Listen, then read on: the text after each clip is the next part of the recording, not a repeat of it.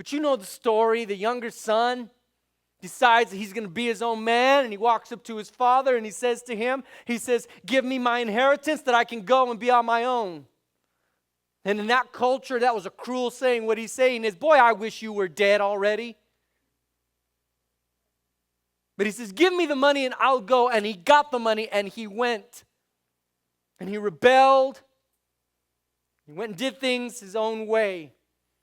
Takes the inheritance, he leaves, he squanders, he repents, he returns. You know the story. It's a beautiful story. It's my story and it's your story. But he comes back.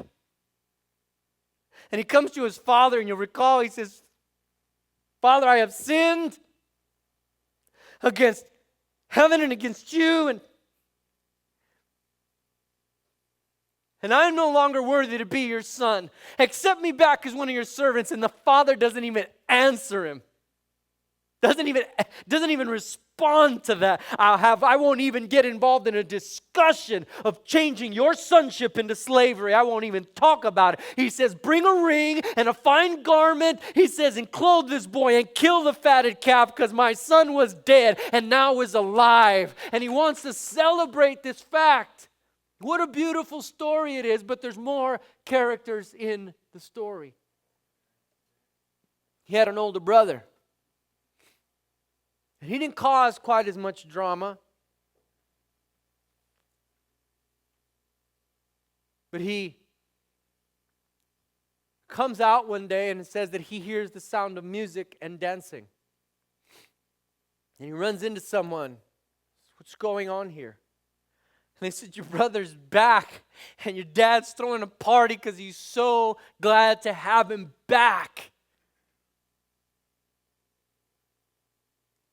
Verse 28 gives us his response. When he's invited into the party, it says, but he, the older son, was angry and refused to go in. His father came out and entreated him, but he answered his father, look, these many years I have served you, and I never disobeyed your command, yet you never gave me a young goat that I might celebrate, listen, with my friends. But when this son of yours came, who has devoured your property with prostitutes, you killed the fatted calf for him. Notice the father's response, verse 31. And he said to him, son,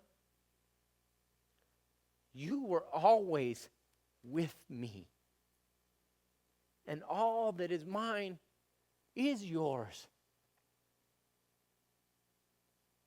And he totally missed it. And he was upset. You hear it in his language. Verse 29, he says, I served you. In the Greek, that's the word for slavery or being controlled. He says, this is how I sum up our relationship, Father. It's been about works. It's been about you saying and me doing, and that's it. And there was nothing warmer than that. I just slaved for you. Why does he bring up work in the middle of all this? There's a party going on. His dad's still trying to contain his emotions. He comes out to invite his other son in that his joy may be full. And his son wants to talk about works and what he deserves. See how he missed it? He was obedient. He did all the right things, but with all the wrong heart. And he even had a plan back in his heart somewhere. Because some of us are walking around, some of us are limping around in our Christian walk today because we feel like God has slighted us, God has cheated us out of something. He says, you never even gave me a goat so I could party with my friends. See, because if he had given him a goat and he could throw a party, he could bring all his friends around and his friends could say, wow, your rich dad is throwing you a party. You must be an awesome guy. And he wanted his friends to see that. Living for the applause of others. Feeling like he's earning something with the Father by just doing stuff, but with the wrong heart. And his father's response? You want a goat? all this time, you've had me. All this time that your brother was alone and thinking of me and missing me, you've had me. And that meant nothing to you. All the time that you had me, you were lusting for a goat and a party and your friends applauding you. You missed it. All this time should have been something else. It should have been you serving me in love, you serving me in gratitude, us being together in relationship. This should have been something much more, but you were lusting for a goat and the applause of men, and your motives were impure, and you did all the right things with all the wrong heart.